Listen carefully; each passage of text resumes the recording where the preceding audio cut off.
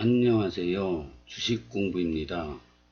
오늘은 아파트 투자하기 전 마음공부 6탄 집값 10년 주기설에 따르면 이제 하락기 아닌가요? 에 대해서 이야기해 보겠습니다. 전문가들은 모두 말합니다. 헌 아파트이던 새 아파트이던 무조건 서울로 와라, 이런 말을 합니다. 지금은 능력이 안 돼 저도 못 가지만 최종 목표는 서울일까요? 글쎄요. 그거는 이제 계속 들어보면 알게 될 겁니다. 하락장이 왔습니다. 하락장에서도 고수들은 돈을 벌까요? 저는 언제부턴가 다른 사람은 어떻게 투자하나 초보자 때는 관심이 많았거든요. 지금은 관심이 없어졌습니다. 왜냐? 주변에 고수가 없기 때문이죠. 저랑 수준이 비슷한 사람이 이렇게 주변에 있잖아요. 백날 들어봐야 제가 실력이 안 납니다. 거기서 거기에요, 다. 그러면 누구랑 얘기를 해야 되냐? 부동산을 공부를 하면 부동산 고수하고 얘기를 해야지. 주변 분들하고 백날 얘기해봐야 실력 안 납니다. 거기서 거기에요. 그러면 하락장을, 지금 하락장이지 않습니까? 하락장을 기회로 잘 이용해야 비로소 한 계단 올라갈 수 있습니다.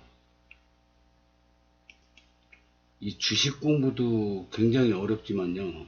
제가 지금 주식 투자 15년 차인데요.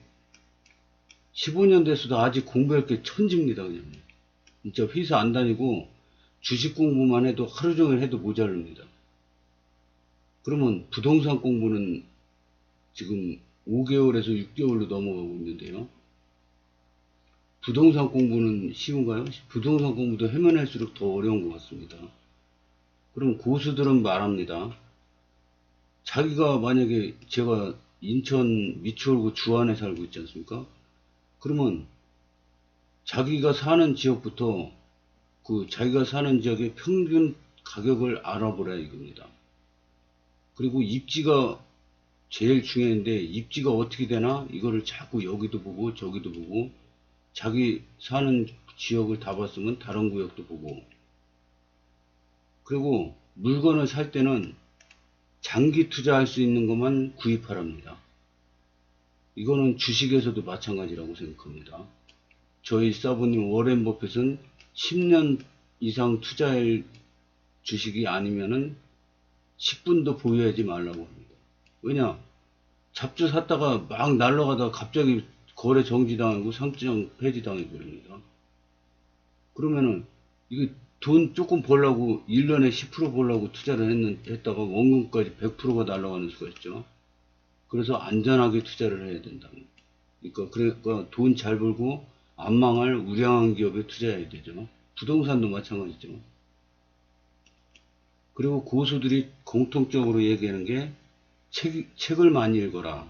그건 제가 제일 강조하는 거죠. 그 다음에 부동산 관련 유튜브나 블로그 보기. 이것도 요즘에는 책보다 어떤 면에서는 더 나은 면도 많아요. 양질의 유튜브 블로그들이 많이 생겼습니다. 그리고 이제 아파트 단지마다 평당가를 이렇게 정리해서 엑셀로 정리해 보기. 이거는 저도 아직 못 해봤어요. 임장을 여행처럼 다녀라. 이거는 조금 해봤습니다. 그 주변에 맛집 알아봐서 맛집 가는 김에 이렇게 뭐 구경하는 집 이런 데 많이 해봤습니다. 부동산 소장님과 이야기하기. 이거는 저도 잘 한 번도 못 해봤습니다, 솔직히.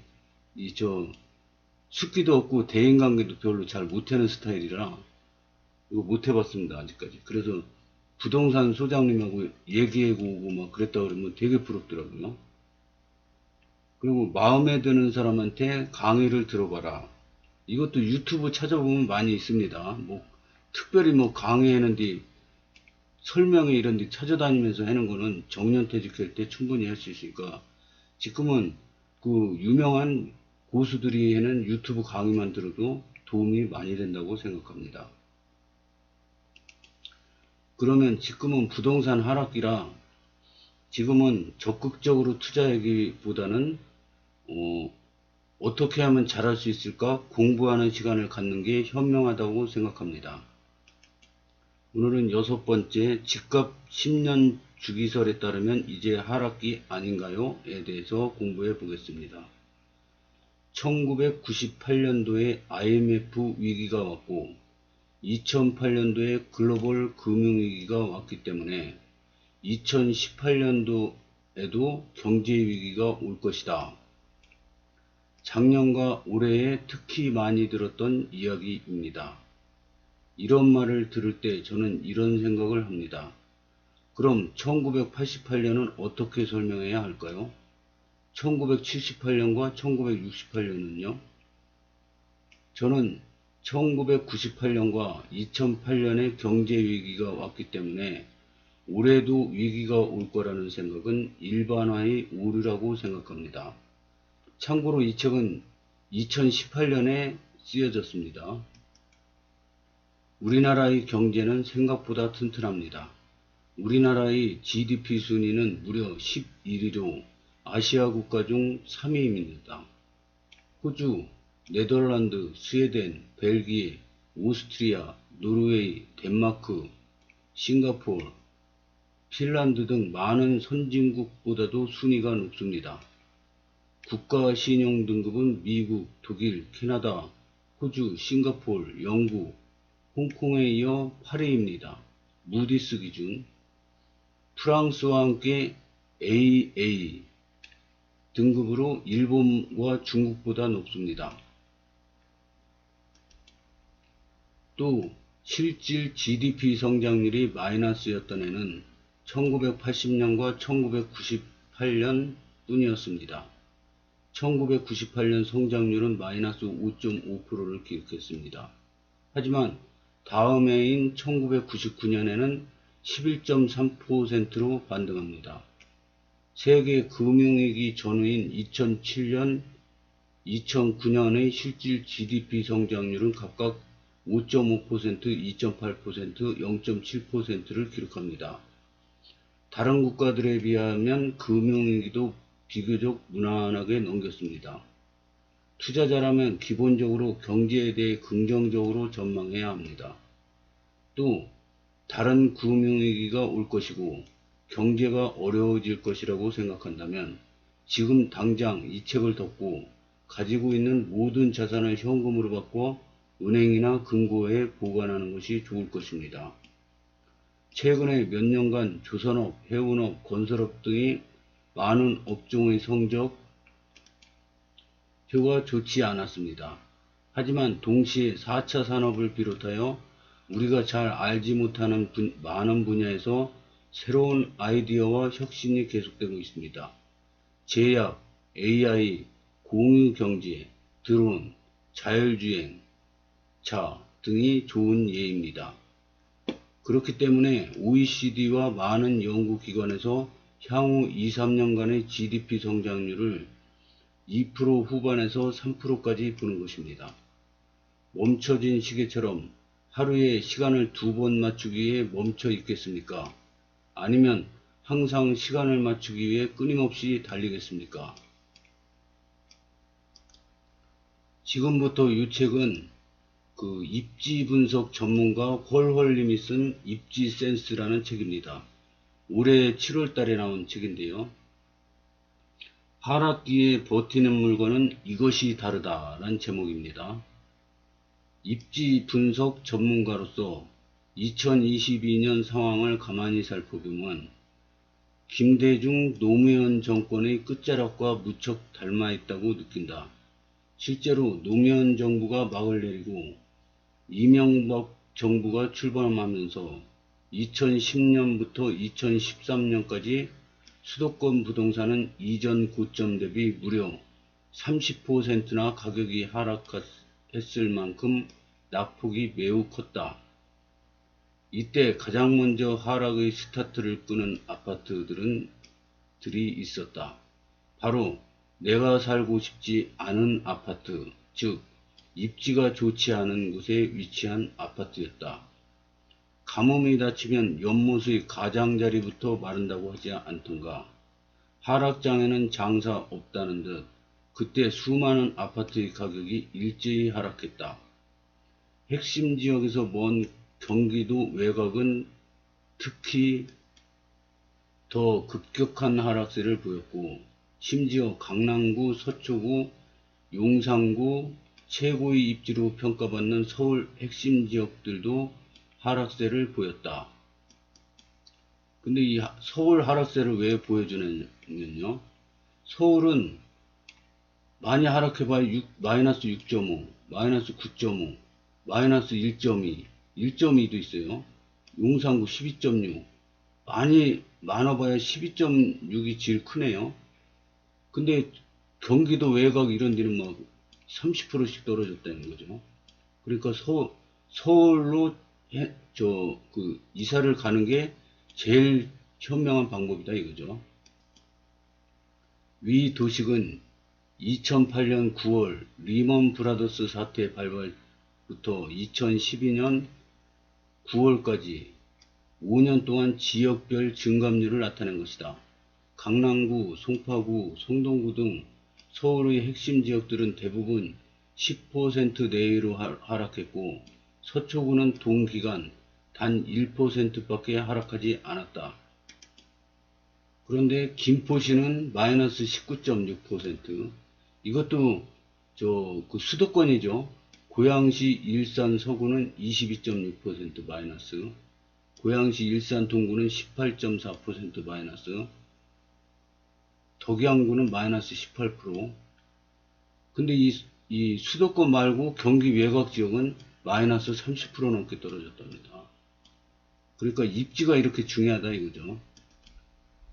반면 핵심 지역에서 먼 경기도 서북 지역은 무려 마이너스 20%에 육박하는 증감률을 보이고 있다. 이는 서울의 북쪽도 마찬가지여서 서울의 북쪽 끝인 도봉구와 노원구, 강북구는 각각 마이너스 16.7, 마이너스 16.3, 마이너스 15.2%의 증감률을 보였다. 이 세 구역과 붙어있는 경기도 의정부시도 20% 가까이 시세가 떨어졌다. 이처럼 하락장에 오면 핵심 지역과 먼 외곽부터 서서히 시세가 빠지는 현상이 벌어진다. 그러면 우리가 부동산 공부를 왜 하는 걸까요? 이 아파트 투자하기 전 이 마음 공부를 왜 하는 걸까요? 이 마음 공부가 안 돼 있으면 항상 불안합니다. 이 아파트가 올라도 불안하고, 오르면은 이거 팔아야 되나? 여기 만약에 2억에 집을 샀어요. 근데 김포 2억에 샀던 게 지금 막 10억 넘게까지도 올라갔죠. 대장 아파트들은. 그러면 2억에 샀는데 2억 5천이 됐어요. 그러면 와 이거 다시 떨어지기 전에 팔아야 되나? 막 불안불안합니다. 그러면 이 아파트 투자하기 전에 마음 공부가 완전히 돼 있어야지 편안하게 이렇게 10억까지 갑니다. 근데 공부가 안 된 사람은 항상 불안합니다. 그래서 이 가격 변동이 이렇게 생기지 않습니까? 그러면 여기서 사가지고 여기서 집어 던집니다. 근데 아파트 공부가 마음 공부가 돼 있는 사람은 여기서 오히려 갈아탈 그 아파트를 삽니다. 이 부동산 공부 그 고수들의 얘기를 들어보면은 첫 집을 사는데 첫 집을 잘 사야 된다고 생각합니다. 첫 집을 잘 사야 그 티핑 포인트가 일어난다고 그럽니다. 첫 집을 개발이 많이 되는 발전하는 지역에 아무데나 사는 게 아니라 역세권에 삽니다. 아무데나랑 역세권이랑 천지 차이입니다. 같은 가격에 사는데요. 역세권은 우리가 공부했죠. 500m, 반경 500m 이내에 들은 것을 역세권이라고 합니다. 그러면 집값이 떨어질 때 여기서 먼 지역도 마을버스 자주 다니니까 마을버스 타고 금방 와가지고 여기서 환승해서 가면 됩니다. 솔직히 말해서. 근데 집값이 떨어질 때 이런 아파트들은 집어 던지는 사람들이 많습니다. 그러니까 막 이 싼 가격에 집어 던지니까 아파트 값이 많이 떨어지죠. 여기 사는 사람들은 요 500m 이 역세권에 사는 사람들은 안 팝니다. 떨어져도. 오히려 올라갈 수도 있습니다. 그러면 아파트 하락기에 다 떨어지는데 내 아파트는 안 떨어져요. 그러면은 상급지로 자꾸 갈아타자고 그러지 않습니까? 아파트 투자는 상급지로 계속 고수들은 다주택자가 거의 다지만은 지금 우리는 초보자에서 지금 공부하는 입장이고 인저서 아파트 샀지 않습니까? 그러면 이제 공부 시작하는 건데 세금이 많이 나가면 이제 종잣돈도 작은 상태에서 세금이 많이 나가면 안 되지 않습니까? 언제 고수들 쫓아갑니까? 그러니까 세금을 아껴야죠. 그러면 세금을 아끼는 방법이 뭐냐? 일시적 1가구 2주택으로 비과세로 갈아타는 방법이 제일 좋은 방법입니다. 그러면 언제 갈아타냐? 입지를 좋은 데를 분양을 받든가 사든가 해요. 싸게. 최대한 싸게 자신의 능력껏 사는 겁니다. 좋은 입지. 그 입지를 자꾸 보려는 이유가 뭐냐? 하락기에는 조금 하락하고 상승기에는 많이 올라갑니다. 그래서 일시적으로 여기는 종잣돈이 적어서 제가 아파트 3급지를 샀다고 쳐요. 그래도 상급지라도 새 아파트고 역세권입니다. 그래서 하락기에는 조금 떨어지고 상승기에는 많이 올라갑니다. 그러면은 상급지인데 2급지에 있는 아파트가 있다고 쳐요. 이 구축이라고 쳐요. 예를 드는 겁니다. 그래서 다른 아파트들은 많이 올라갔는데 이 구축은 별로 안 올라갔어요. 그래도 별로 안 올라갔든 많이 올라갔든 입지 상급지는 변하지 않습니다. 언젠가는 이게 차이가 납니다. 그러면 이거는 내가 산 상급지 거는 많이 올라가고 이 구축 2급지 거는 조금 올라갔어요. 일시적으로 가격차 갭이 좁아졌습니다. 원래는 이만큼 나는 갭이었는데 이만큼으로 좁아졌습니다. 그러면 내가 산 아파트랑 상급지 아파트랑 가격 차이가 별로 안 날 때 제 아파트 시세가 좋을 때 팔고 잽싸게 이 2급지로 갈아타라 이거죠. 그래서 다음엔 또 그렇게 갈아타고 그러니까 입지를 잘 봐야죠. 그러니까 첫 집을 사자마자 무조건 공부를 시작하라 이겁니다. 그래서 갈아탈 집도 미리 알아놓고 내 아파트가 얼마까지 가서 갭 차이가 줄어드느냐를 항상 지켜봐서 갭 차이가 최대한 나지 않을 때 월급이 200만원이든 300만원이든 절약해가지고 저축을 해서 종잣돈을 또 만드는 거죠. 그래서 갭 차이가 좁아들었을 때 잽싸게 갈아타라 이거죠. 그러면 이거는 원래 위치 3급지 가격으로 떨어지고 이거는 원래 2급지 위치로 올라갑니다. 암만 구축이라도 만약에 30년 된 구축이라고 그래요. 그럼 이거 재개발된다고 금방 또 그런 소식이 날라옵니다. 그래서 입지는 어떻게 바꿀 수가 없습니다. 건물은 낡았더라도 입지는 변하지 않습니다. 반드시 올라간다 이겁니다. 고수들 말로는. 저도 이제 불인이라 이걸 확인은 못했지만 고수들 말씀으로는 반드시 자기 입지 가치를 찾아간다 이겁니다.